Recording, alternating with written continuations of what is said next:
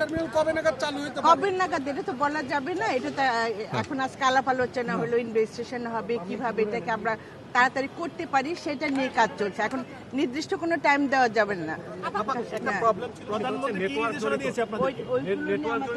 আপা একটু ক্যামেরার দিকে তাকিয়ে কথা বলুন। নেক্সট টাইম কবে নাগাদ এটা বলা যাচ্ছে না, কিন্তু আমরা চেষ্টা করব তাড়াতাড়ি যাতে হয়, এই চেষ্টাটাই থাকবে। আমরা মূলত কোন বিষয়গুলো আলোচনায় স্থান পেয়েছে থার্ড টার্মিনাল? কিছু প্রবলেম ছিল, আমি একটু বলি, সেটা হচ্ছে যে নেটওয়ার্ক বেশ কিছু অংশ ভাঙতে হবে এরকম একটা সুপারিশ ছিল। পাশাপাশি ঠিকাদাররা কবে নাগাদ কি হ্যান্ডওভার করবে সেটা নিয়ে একটা জটিলতা ছিল।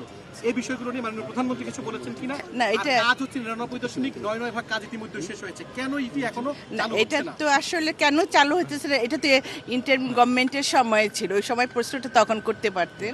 কিন্তু এখন হলো যে আমাদের মাননীয় প্রধানমন্ত্রী চেষ্টা করছে এটাকে যাতে সামনে চালু করা যায়, সে ব্যাপারে উনি চেষ্টা করছেন।